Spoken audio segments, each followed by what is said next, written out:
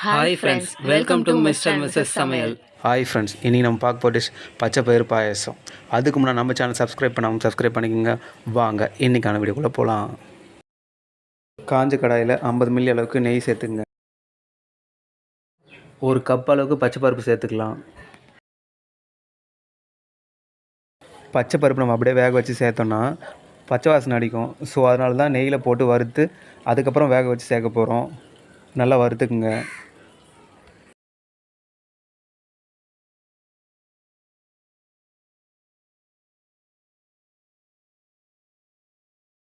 ரெண்டு கப் அளவுக்கு தண்ணி சேர்த்துக்கலாம். தண்ணி சேர்த்தாச்சு. இப்போ பருப்பு வேக வச்சிடலாம்.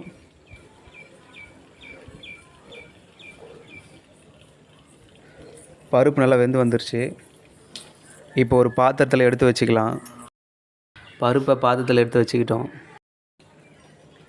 இப்போ ஒரு காஞ்ச கடாயில் நெய் ஊற்றிக்கங்க. 50 ml.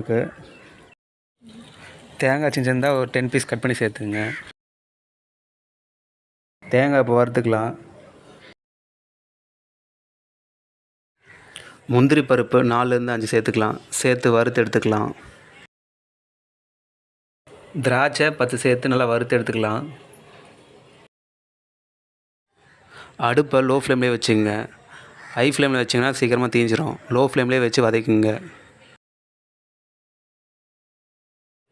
முந்திரி திராட்சை நல்லா ஃப்ரை பண்ணிட்டோம். இப்போ தண்ணி சேர்த்துக்கலாம். 1 கப் பருப்புக்கு 3 கப் தண்ணி சேர்த்துங்க. உங்களுக்கு கெட்டியாக வேணா 2 கப் சேர்த்துங்க. போதுமானதாக இருக்கும். கொதிக்க ஆரம்பிச்சிருச்சு. இப்போ நம்ம வெல்லம் சேர்த்துக்கலாம். 1/4 கிலோ வெல்லம் சேர்த்துக்கலாம்.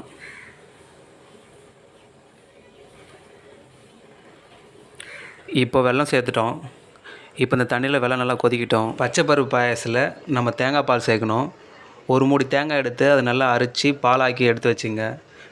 இப்போ சேர்த்துக்கலாம்.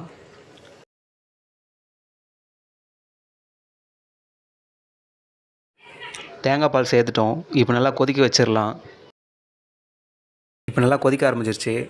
இப்போ வேக வச்ச பச்சை பருப்பை இப்போ சேர்த்துக்கலாம். சேர்த்துட்டு நல்லா கலக்கி விட்டுருங்க.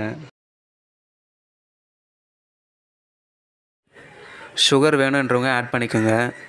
இப்போ சேர்த்திங்கன்னா நல்லா டேஸ்ட்டாக இருக்கும்.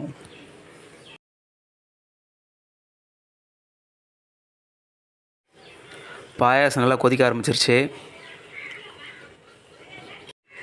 3 ஏலக்காய் இடித்து சேர்த்துக்கலாம்.